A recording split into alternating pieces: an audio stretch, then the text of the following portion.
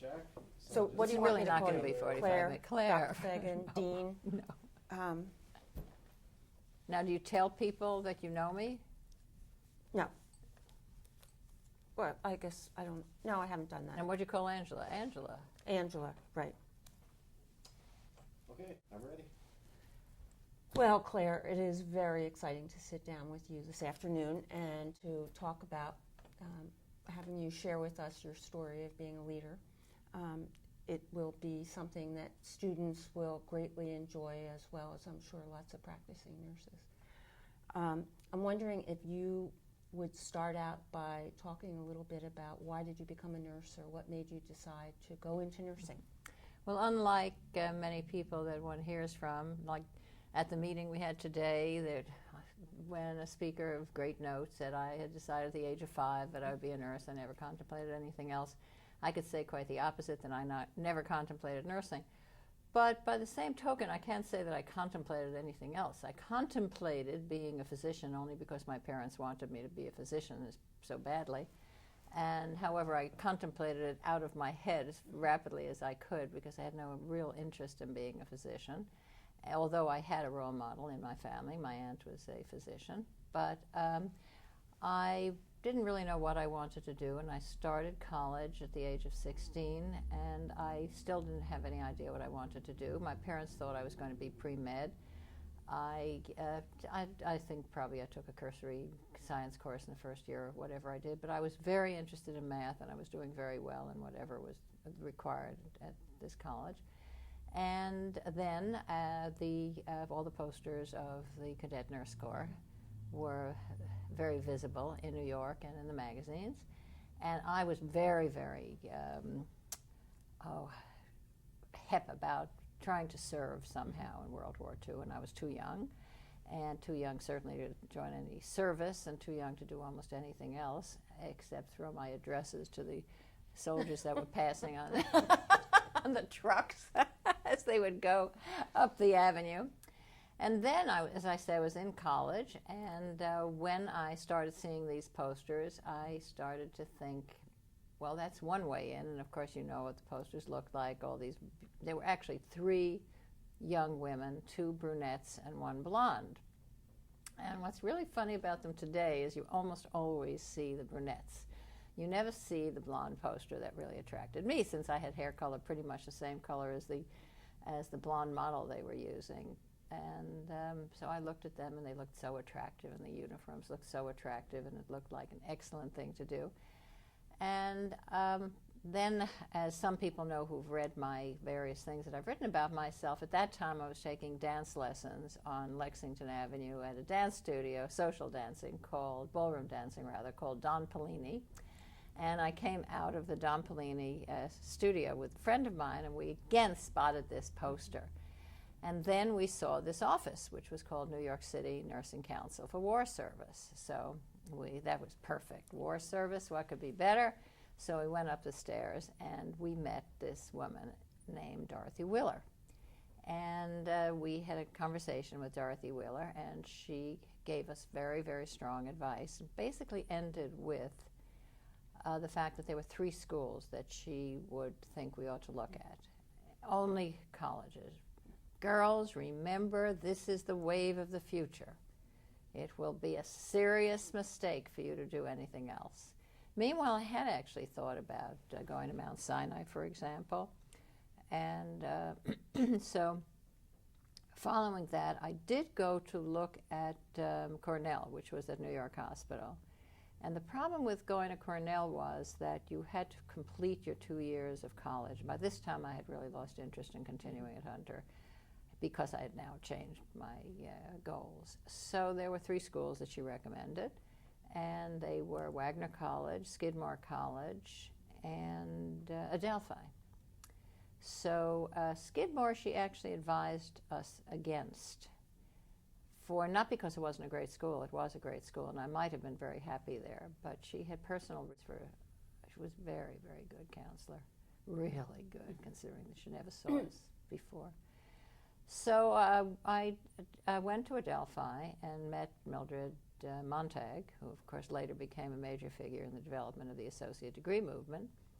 And at that time, Mildred Montag didn't have a doctorate. No, nobody did practically. And there was something about Mildred Montag that I found intimidating, very intimidating.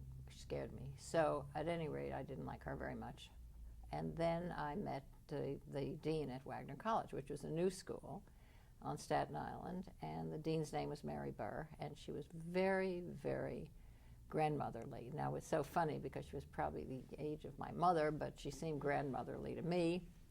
She might have been younger than my mother, but she had a style about her, and I felt comfortable with her, and I thought, okay, that's the place. I'll go to Wagner. And, of course, I've never looked back. It was a wonderful, wonderful choice. Fit me like a glove. And it's amazing, really amazing how any field that you choose in that way could have been as totally and completely satisfying as this field has been for me. Well, thank you. At one point, a long answer. No, it's great. It said that the definition of a leader includes the concept of influencing the behavior of others. At what point, then, did you begin to realize that you were a leader? Years and years and years into my career. Years and years. At the point, is really a major point, is when I realized I couldn't influence the behavior of others. But I had wonderful, wonderful jobs. I certainly felt that I was influencing the behavior of patients, and but that didn't that doesn't fit into the concept of leadership. What that fits into is a concept of being an excellent clinician, which I was. And then when I went to get my first graduate degree, I certainly did not see myself as a leader, and I got a very good position after that.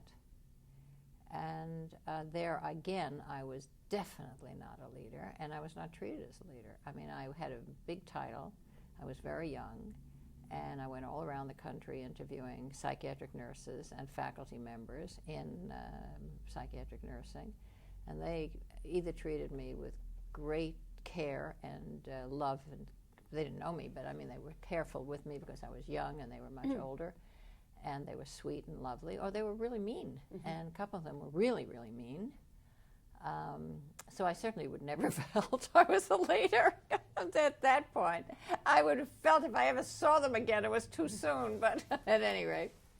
And then when I finished that job, I went into a leadership. I got married and moved to Washington with a job all prepared for me, and that was a leadership position. It was called Assistant Chief of Psychiatric Nursing at Clinical Center, NIH, and again, it was starting a new division. It hadn't opened yet. My colleague, who was my boss, Gwen Tudor-Will, and I opened it. And I wouldn't say that I saw myself as an excellent clinician. I didn't really see myself as the leader of that staff because I saw Gwen as the leader of that staff. And I was in education and service education, and I would say I knew a lot, and we had fabulous, fabulous nurses. I mean, many of them, some of them came out of Teachers College with us, masters prepared, others not, but they were very well educated, and we did tremendous innovations there. But I wouldn't say that I was the one who was responsible for that. I would say Gwen was, and so I certainly didn't see myself as a leader there. Then we returned to New York, and I went to, actually wanted to continue a clinical career. And I had an experience that was very interesting, very similar to what I've heard described by others of my era. I really couldn't continue a clinical career. The first job that I looked at was, oddly enough, with the VA system, which is exactly what happened to someone I heard present, Mary Stark Harper, the very, very prominent and wonderful, wonderful leader in mental health. And that was, the VA didn't know what to do with me, and they just didn't feel that they had a job for me. I also looked at what was then called the Bloomingdale Division of New York Hospital, which was a suburban psychiatric hospital, very, very, very elegant.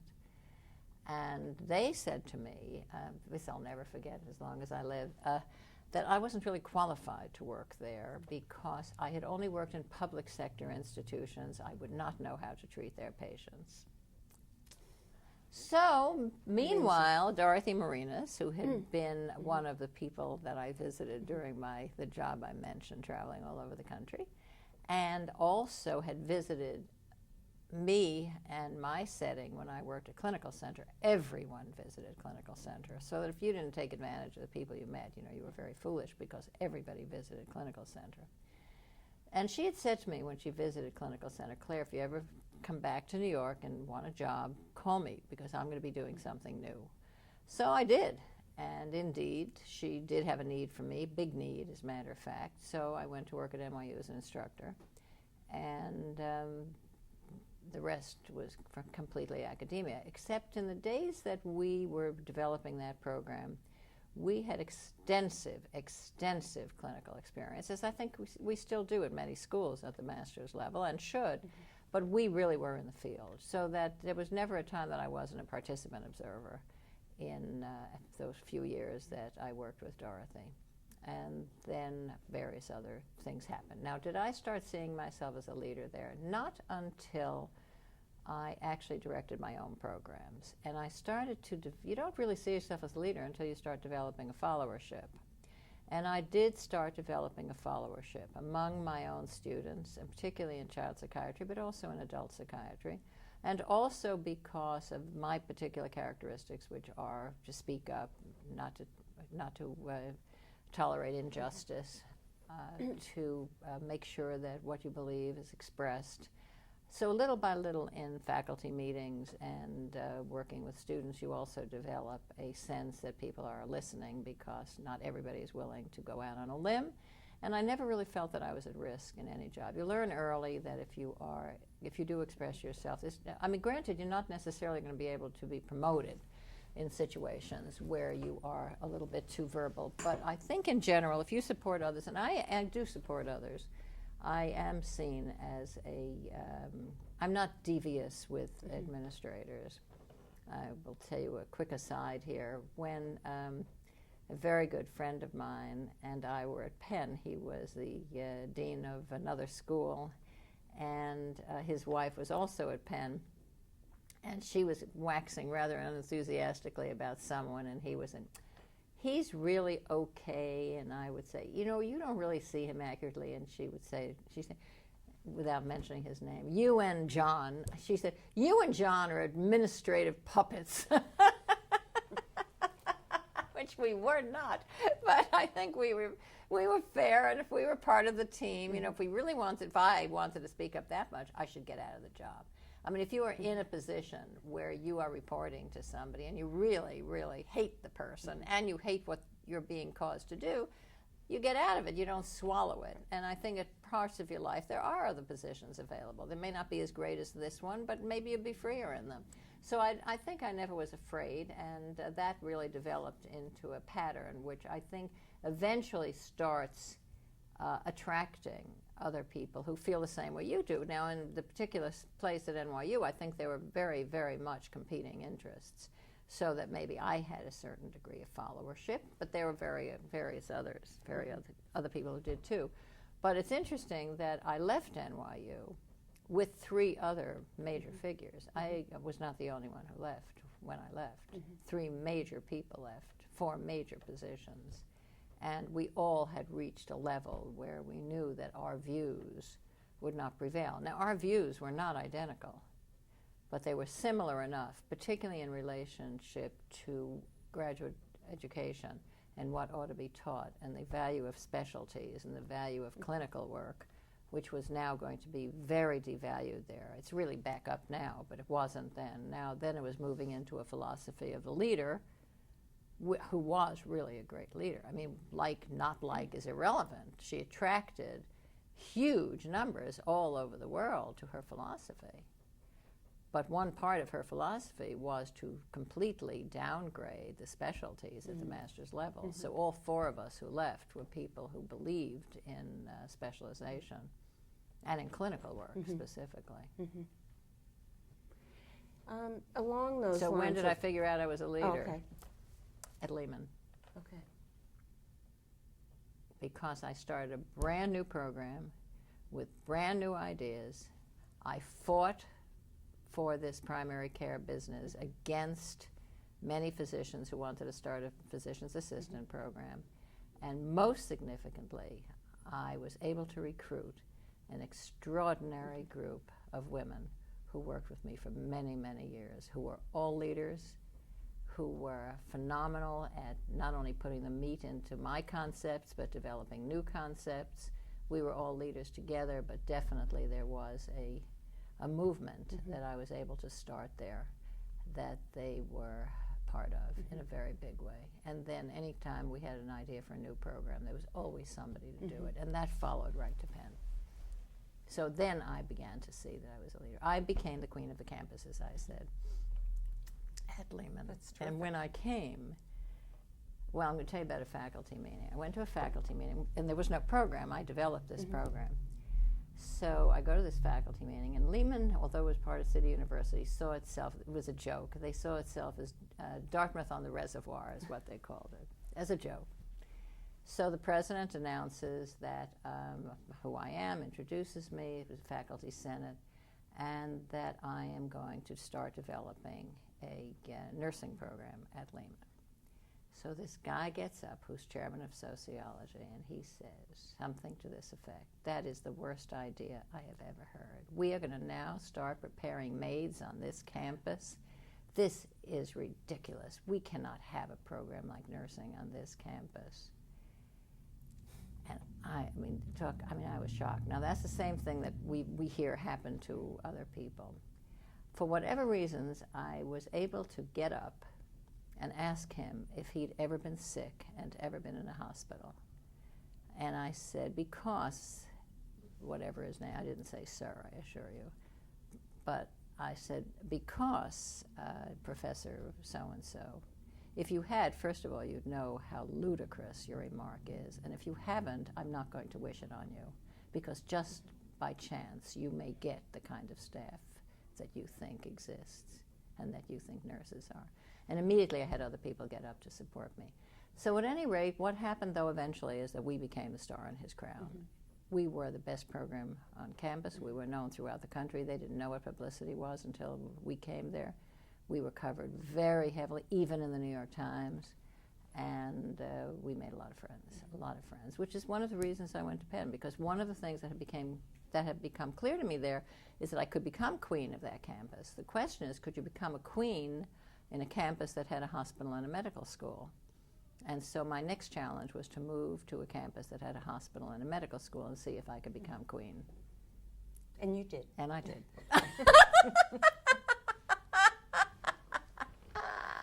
By the way, you know that this is part of another meeting. Is that fair to say? Are you going to edit this? Yes. Okay.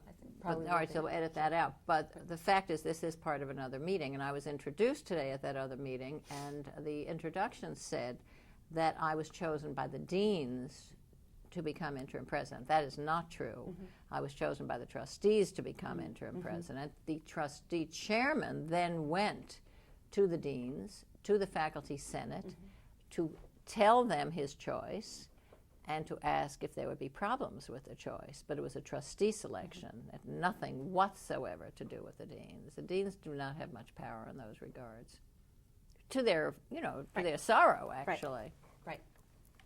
My next question, I think you've partially answered already, but maybe we can have some different examples, and that is, can you think of a situation in which you felt like you had to take a stand that was controversial, unpopular, and unsupported? And what was it about that situation that made you feel you had to speak out? Yes, right away, at Penn, immediately. I mean, there were probably others previously. I mean, one of the reasons there were a couple of reasons that I left. I never actually left a job because I was unhappy, and I loved every single job I ever had. But I felt at NYU that I did have to get out of there because I was very much for my program and for specialty education and psychiatric nursing, and Martha Rogers was definitely not. So that was a must. But at Penn, very soon after I came, there was this struggle about the tenure of instructors, and the fact that I wanted to move in a way that was in accordance with the way the whole university was. And there were a number of people in the School of Nursing who did not want to move that way and who were acting behind the scenes so that we would not move that way. And one of them happened to be a very, very powerful individual. And another one, for whatever reasons, I don't know quite what, it was not a constructive situation, because the person who was really against it was somebody who was a very important person to me, extremely important. And it had to be within the first year that I was at Penn. And it was it could have been a body blow. I won, for some reason I prevailed, because I think that there was so much right on the side that I wanted to move to. I was not going way out of it. What I wanted to do is get us in a comparable situation with, a certain degree of parallel quality with other schools in the university. And I didn't want us to have positions that were really anomalies in the university. And that's what I was trying to move to. And that happened later when we moved to the clinician educator track. I wanted us to follow whatever it was, medicine and dental medicine we're doing, to build our own system for it, which had to be different because we don't have the same economic support system. But I wanted it to look as much like that as possible, and to have our people have as much freedom and as much guarantees and so forth and so on as the other schools. So it was the same principle, but that time it was done for the instructors. Because at that time, I don't remember what all the rules were, but they could really almost go on forever in that position. Therefore, they were not being encouraged to get their doctorates. They weren't moving forward. They had long-term positions. And I wanted to move forward with that group. And it paid off, because, many of the people who were in instructor positions eventually got their doctorates, moved into the professoriate, etc. So that was a very, very unpleasant one. Another unpleasant situation that happened from time to time is when I would try to speak up for the school, for faculty. I felt that sometimes we were neglected by the president. And I would tell him so. Please, mention nursing, blah, blah, blah. So this one time, we were in he was at a luncheon at the University Museum, gorgeous, and, so forth and so on. And he gave this terrific speech at lunch, and he didn't mention nursing at all. He mentioned medicine a lot. And a lot of the things that he mentioned about medicine were medicines, but he could have very easily put nursing into that context. So at any rate, he was leaving the museum, and so was I.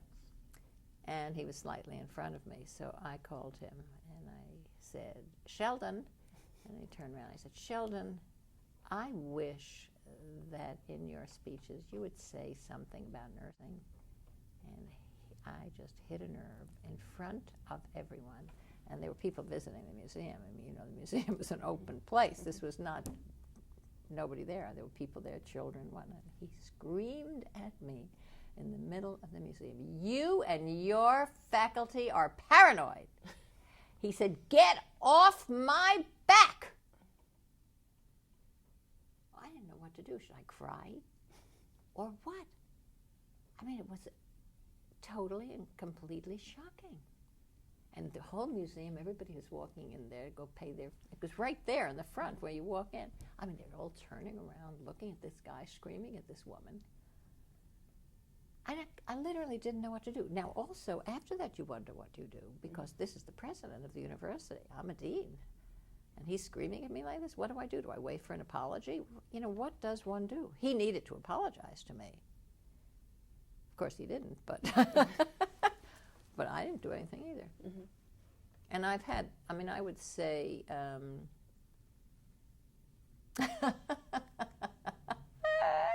while I was president of Penn, I got a telephone call, actually. I won't say from whom on that one, screaming at me because I wasn't making the right decision, or I wasn't making any decision, about hiring the head of football. Screaming language that you wouldn't believe. He did apologize. Now, back to your question, because these are trivial examples, but they're... No, I think they're major examples. I don't think they're trivial You at all. don't? Not Good. at all. Not at all. But there are probably more important ones, because these, in the long run, were not important. I was right. You still have that football coach, by the way. That one that I did hire. Right. Athletic director, not football coach. I'm a little off athletic director, and you, I think, still have him.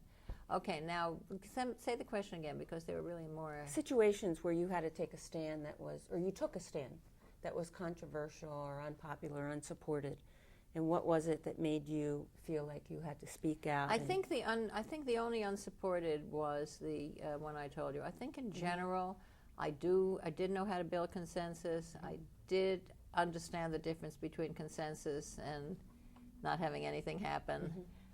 You have to realize when you can't build consensus and move ahead, because generally speaking, if you can't build consensus, you have either 60% with you and 40% against you, or 40% with you and 60%. If you have 40% with you and 60% against you, you might as well quit it.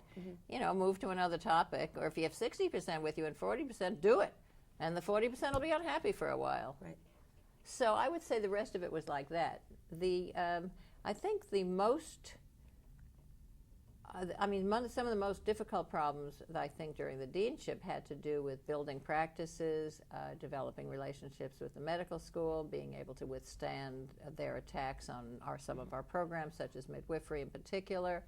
I think the development of the clinician educator track in the hospital of the University of Pennsylvania and in Children's Hospital was absolutely superb at that time.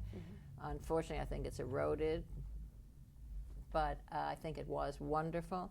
I think we built just tremendous services, absolutely tremendous, and had relationships that were the best any of us could have had, it seems to me, for many years. So all that part was good. And because so much of it was good, it's hard for me to think of really, truly contentious times. And I did have very good experiences at the university level with the provost, with the president, with enabling faculty to get promoted. I think in general I did okay.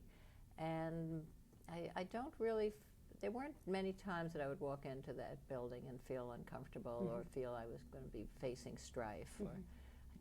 We had a wonderful faculty, absolutely wonderful. It was a beautiful, beautiful place to work.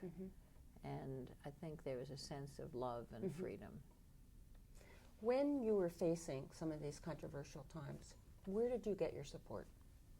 From faculty, from home, from my head, from talking, getting it out in the open. Because I actually hadn't done anything that terrible. It was perceived as terrible, but I really hadn't done anything that terrible. What I had done is pretty much what I do now, is I'd given people heads up about where we were. I wasn't a secretive operator, so that I think the people who got upset maybe heard about it too late or something of that sort. I think some of the situations that I experienced as president probably were much more horrendous than anything that happened to me as dean, because to some extent, all my dean's experiences lifted me in terms of my learnings about myself. So you say, when did you know you were a leader? I knew I was a leader there, without any question. I knew I was. I saw what I did for the school. I knew how I did it. I mean, it can be put down in pen and ink. You know exactly what I did. I knew it. In my first year, I told people what I was going to do.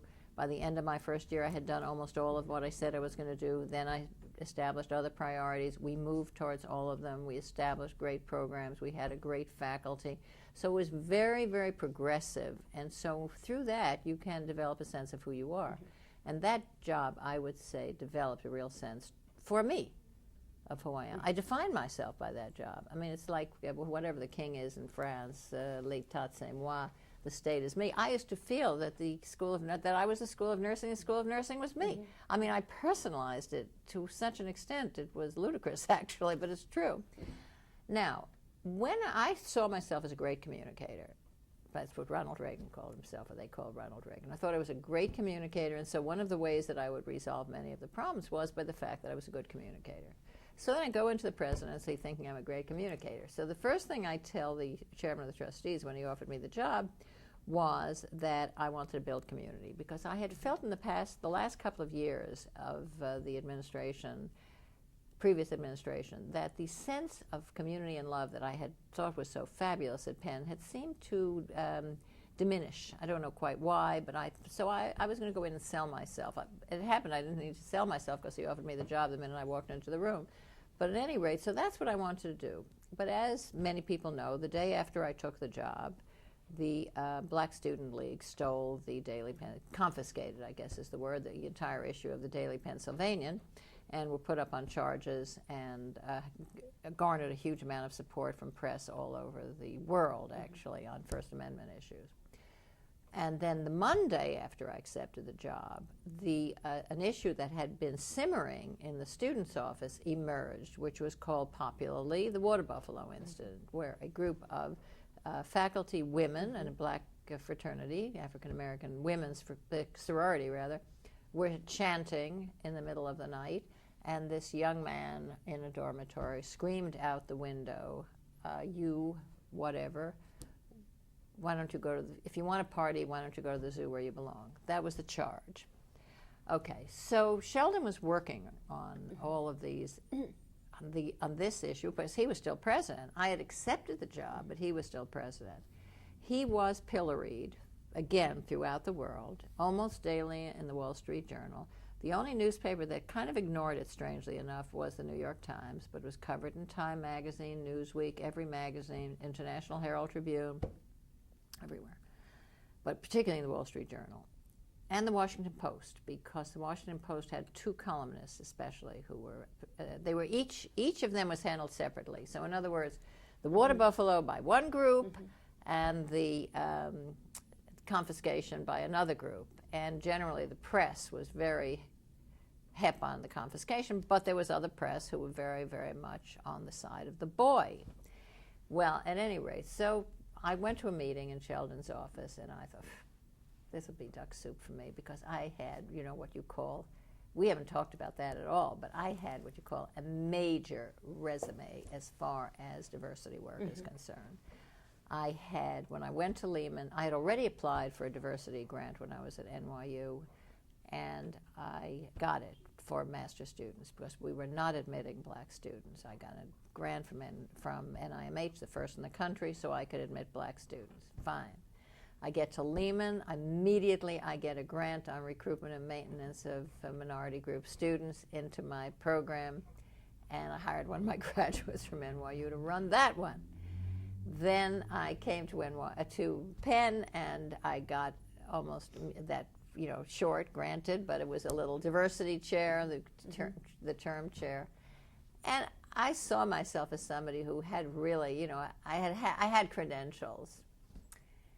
So I go to this meeting thinking, for me, this is going to be easy, right? So these 4 young women come in with the counselors, and it was the most horrendous meeting I've ever been to, because what it did was it told me, I went home actually and I said, I can't communicate anymore. This is a different world. They're different people, and I really don't have the skill anymore. So I was extremely disturbed. And what I did was the same thing I did when I first went to Penn. I decided not to talk to anybody about it, went to my desk, took out a yellow pen, and wrote down 5 things I was going to do, and then stuck them in my desk. And I decided that I would somehow woo these young women and say openly what I just said to you. Look, I used to think I was a good communicator. I'm not. I want to be able to communicate with you. I don't know how. You're going to have to help me. So that was the way I dealt with them. The kids from the Black Student League were a different story, because in many ways you could not say they had a case, because nobody has a case in confiscating an issue. But when you read the dreadful columns that they were reacting to, and the dreadful editorship of the DP, and the fact that this young man, who was very favored by the external press, had not really met with them. My goal there was to get them together. Now, the outside supporters did not want that, because the outside supporters saw this, if you'll excuse me, as a black and white issue of First Amendment, but freedom of the press specifically. but the fact of the matter is that students really wanted to do something. So when,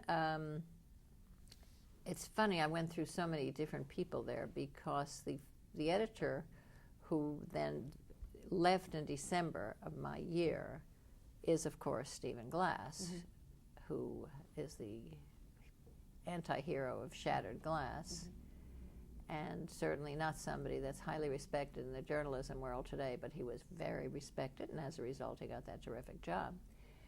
Then his girlfriend took over, which was very common in that paper. It was a dynasty paper, so it went from couples. She took over, and she tried to keep it alive. That's when they did the cartoons of me at the stake, and I mean, it was not very flattering. Meanwhile, I'm getting flattery, though, from Dorothy Rabinowitz at the Wall Street Journal, because the other thing I did as part of my little strategy was to go to every single newspaper. I went to Philadelphia Inquirer, the New York Times, the Washington Post, and the Wall Street Journal. And I'm going to tell you about the Wall Street Journal in a second. I think it's very important for nursing. So at any rate, so Dorothy Rabinowitz starts to see that, you know, I'm a human being and so forth and so on, and what I was doing to try to do something about it. So I actually started getting positive editorials in the Wall Street Journal. But at any rate, what eventually happened was that by the time the new president came, all of it had died away. It went away. It was resolved, but you know, the thing that finished it off was finished part of it off was my having the firing line there. I mean, these are all things that would take an hour by themselves. But I had already become associated with the man who produced Firing Line for Bill Buckley. And he wanted to do health shows with me, and we had done a bunch of cable shows in New York, which nobody has ever seen unless you're looking for something at 3 o'clock in the morning. But at any rate, he then called me and he said he wanted to do a show on health in October of 1993, and he wanted me to help him get the people. And I said, no, I can't do that, and I want you to do that anyway because I'm not going to get anyone for you in October. Everybody's at the Institute of Medicine, the Academy of Nursing. I mean, October is a terrible time. You're not going to get what you want. What I want you to do, however, is I want you to do a show on the First Amendment, and I want you to do it at Penn. So he did in December. And that, in my mind, closed the newspaper issue, not the water buffalo issue, the newspaper issue. And when the new editor took over the DP, she was not happy because what those guys did, they were so good.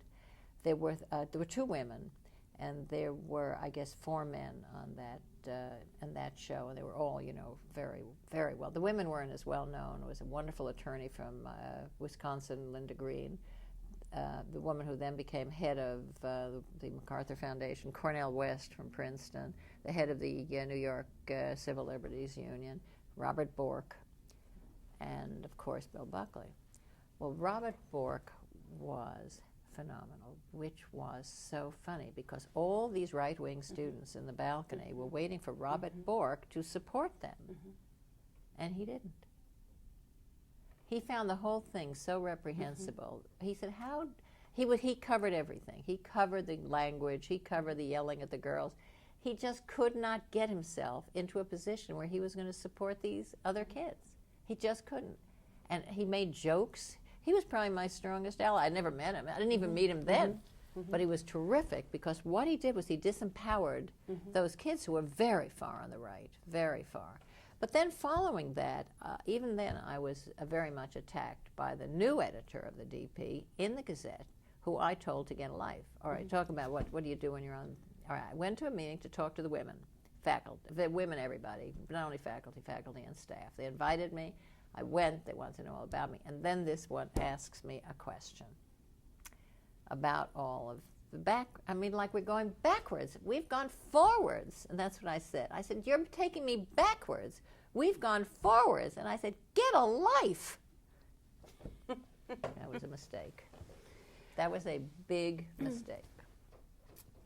Well, let's move on to the next question, which is, what do you think is different about being a leader today, or similar, from 30 years ago? What are the similarities and differences?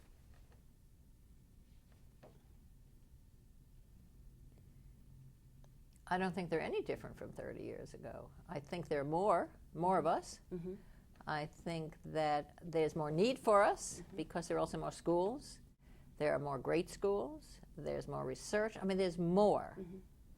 But I don't think the issues are any different. I think they're, unfortunately, I don't think we've resolved some of the major issues in nursing having to do with education. And until that's resolved, we'll never be a unified force. I think that it's much easier to get into the organizations where you are at the table than it was then. To me, the key for everything, Jane, is whether or not you are an active and known clinician in your specialty area, because it's your specialty area that brings you into groups that aren't just talking on the inside to each other. It's through those groups that I became president of the American Orthopsychiatric Association, that I met very prominent psychiatrists, that I got on the National Advisory Mental Health Council, that I was on the Joint Commission on Mental Health of Children. All of that was because I was a known clinician. And I think that is still the secret, frankly, because otherwise you're talking to your own people. And that's good, that's fine, there's room for that, but I don't think that's where it's at. I think if you expect to have a seat at a policy table, you have to speak the language of the field, not of the nursing field, of the health field, of the field in which you have the most knowledge. And that scene, I don't think, has changed at all. Not at all. I do think more nurses are going to health policy qua policy, where they're not necessarily expert clinicians, but they're as good as anybody else in health policy because that's what they're studying. Fine. But I think the key is you've got to have the knowledge base that is not only your own field, because then you're speaking only to a nursing audience. So I don't think it's changed. So would this be along the advice that you would give to students graduating today? Yes, which get clinical experience, know what it is to be a nurse, know how to answer questions about what is nursing, know what it is you're doing, what you love, why it's important, what do patients need, and always, as I've said for many, many years, start the sentence with the patient. So if you had to list one accomplishment of which you are most proud, this is our last question, what do you think that would be? Well, I'm not going to list one. I refuse. Okay. But I will list two. I think, first of all, I think I'd have to say I'm most proud of my doctoral research because it changed practice. And the fact that you know very well that many people have no idea that a nurse is responsible for changing practice with regard to hospital visitation. But we know, you and I know, that I did. Okay. So I have to say that that was really major. But I think really what was my most major accomplishment, and I hope people share my view, was taking a school at the University of Pennsylvania that was barely known, that was very small, that had no status or visibility on campus, and turning it into the greatest school in the country with a phenomenal faculty, with great visibility, with great prestige, with tremendous number of people in the community and outside backing it. I would have to say that was my signature accomplishment. But you know, I'm still accomplishing big things. Yes, yes, no, you I are. mean, I'm making another mark, but this may be it. Nope. We look forward to many, many more. Well, no, this gerontology mark may be a big one. Well, thank you very much, Claire. You're welcome, I think Jane. Students will be just really thrilled at the opportunity to be able to view this video and to really get a sense of a tremendous, as you know, I think, outstanding leader. Thank you, my dear. Thank you. But we never got a full face.